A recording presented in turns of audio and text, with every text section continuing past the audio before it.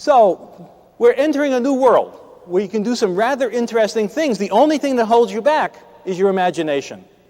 So printers abound, from little desktop inkjets to web-based monsters, from monochrome to color with lots of models between. In color printers alone, we have machines at 4, 6, 7, 9, 12, 15, 20, 24, 31, 35, 40, 70, and 100 pages per minute. You can pretty well expect all the missing numbers. Vendors will plug them in some way. They all say they do not sell boxes. They all sell solutions. There are now more solutions than problems.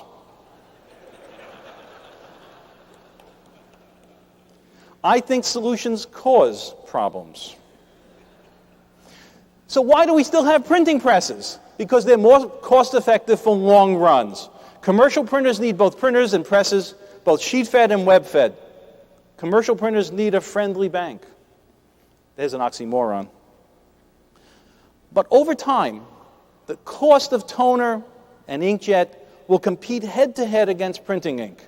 Digital printing will account for over half of all paper-based communication within 5 years. Between now and next May, over 20 new digital printers, many aimed at the high-end production of printing, will be announced. Don't say I didn't warn you. This next segment is called The Dawn of a New Era. Few among us have been fortunate enough to escape the erratic and enigmatic error message, like, disk not found. You can see it, but the computer can't. Or, a type 1 error has occurred. By the way, there's never been a type 2 error that I know of. How about the error message, end of job, or end of file? Oh, I love this one. Error -8533. I think it's a star date. I love the one that says, scratch disk full. Computers itch. Application unknown. Some applications, like CorelDRAW, should be unknown. Out of memory, which means you're out of luck. I/O error, like, not my problem, humanoid. I love the one that says, document okay, but cannot be printed. What can it be? They will live in infamy, but there are many others lurking just below the GUI, some that really tell us what went wrong, and some unintelligible to any human being. One Windows NT user, swears that they were the victim of this error message. Can't delete file because there is not enough room on the disk. Delete one or more files.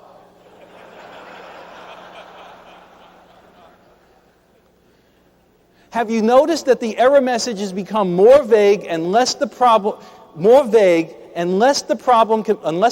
can be blamed on the user? I'm sorry, I'll get this right. The computer is quick to clearly point out that I did something wrong and give me a clearly stated j'accuse.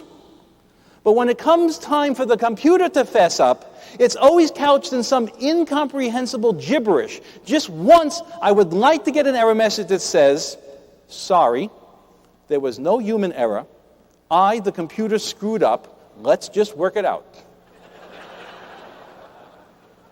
I think it all began when Apple created that error message with a little icon of a bomb that required you to click OK. I wanted another choice, not OK. Actually, the IBM PC had that wonderful abort, retry, ignore. I remember once I tried out I didn't know what the format command did, so I tried the format command. It said, format disk, press any key. I said, oh, just hit escape. No, that's any key. And you watched helplessly as your C drive erased everything that you had on it. Old typesetting machines never had error messages. They just didn't run. The only error message on your files was that the job outputted 72-point type on 10 points of leading. Then you knew something went wrong. The object of modern error messages is to tell you the what and why of the problem. Some error messages are provocative. Like the Delphic Oracle of ancient history. If you asked, will I be king? It might reply, you will be crowned. Today it would say, invalid input. I was able to locate the people who write computer error messages. At first I thought they might be the people who edit those lengthy video recordings into out-of-context sound bites. It turns out that their pithy prose had formerly been entombed inside fortune cookies. And this experience was well suited to the also ambiguous and obtuse computer error message. At present, they are all tied up on Y2K error messages like not a valid century and no. I've always wondered about that message that says, postscript error, file is okay but cannot be output. In one respect, computers are just like us. They have no idea what's going on either. Here are some suggestions for new error messages for the new millennium. System error, deep doo-doo ahead. Error 1111, we have no idea either. Something bad is about to happen, run. This document cannot be printed, ever. A giant asterisk is about to impact the earth and destroy life as we know it. Press any key. Application has unexpectedly quit. If it had been expected, you could have prepared for it. Something terrible has happened, which has no error message. A, abort. R, retry. I, ignore. D, death to humans. This is one we should have. This one we should absolutely lobby for. This document is aesthetically displeasing and has been erased.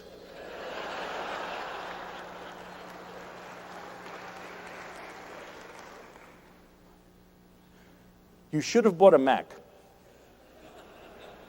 I'm beginning to rethink that one. Your prayer was unable to make a socket connection. God may not be accepting connections at this time. To avoid the conflicts that plague us all, I acquired a program that listed all the error messages with an explanation for each. The first use was greeted with file okay but cannot be opened. Then I tried one of those conflict catchers. The conflict catcher would not open because it conflicted with one of the weird word extensions. I even got an error message when I turned the computer on. This computer was not shut down properly. How the hell am I supposed to shut it down? You're supposed to just turn it off. I guess the turn-off procedures have to be as formal as a Japanese tea ceremony. Recently, I was in a Chinese restaurant, and I crumbled the fortune cookie to reveal the message. Perhaps this time the ultimate truth, the meaning of life. I opened it up, and it said, help. I'm being held prisoner inside a computer factory. Then you call tech support and you get these replies. 1, strange. 2, never heard of that. 3, that's weird. 4, your system seems to be broken. 5, has the operating system been updated? 6, oh, that's a feature. 7, there must be a virus.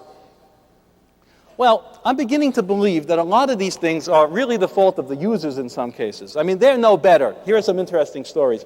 A caller explained that they had received a gift of software in 5 1/4-inch diskettes. Some of you may remember 5 1/4-inch diskettes, but they only had a 3 1/2-inch disk drive. The technician said they should get a second disk drive to use the 3 1/2 diskettes.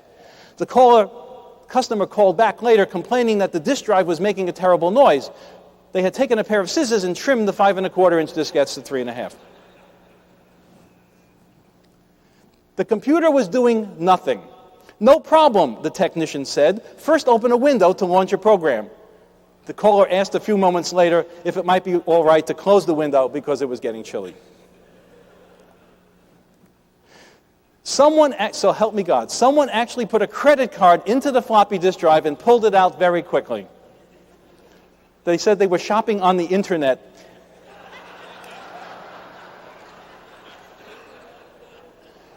And they were asked for the credit card number, so they were using the ATM thingy.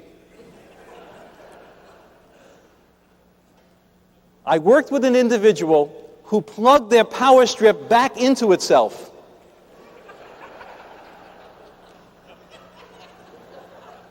Perpetual power.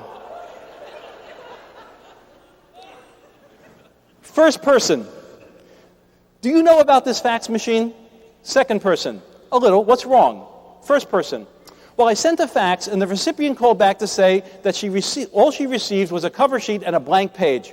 I tried it again, and the same thing happened. Second person, how did you load the sheet? First person, it's a pretty sensitive memo, and I didn't want anyone else to read it by accident, so I folded it over so the recipient would be the only one to open it and read it.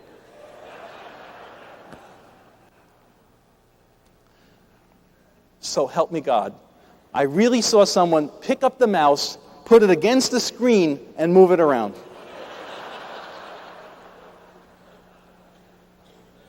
He was my boss. Tech support. What does the screen say now? Person. It says hit enter when ready. Tech support. Well, person. How do I know when it's ready? An intern was typing and turned to a secretary and said, I'm almost out of typing paper. What do I do? Just use copier machine paper, the secretary told them. With that, the intern took the last remaining blank sheet of paper, put it in the copier, and proceeded to make 5 blank copies. One of the servers crashed. The system administrator was trying to restore it. He inserted a CD and needed to type a path name to a directory named I-386. He started to type it and paused, asking me, where's the key for that line thing? I asked what he was talking about, and he said, you know, that one that looks like an upside-down exclamation mark. I replied, you mean the letter I?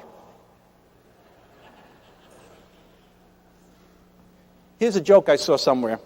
3 engineers are in a car, an electrical engineer, a mechanical engineer, and a Microsoft engineer. All right, you know how this is going to go. The car breaks down for no obvious reason. The electrical engineer says, I don't know much about cars. Let me check the electrical system. Maybe I'll find the problem. The mechanical engineer says, I don't know much about cars, but let me check the mechanical system. Maybe I can fix it. The Microsoft engineer says, I don't know much about cars, but why don't we all close all the windows, get out, and get back in again?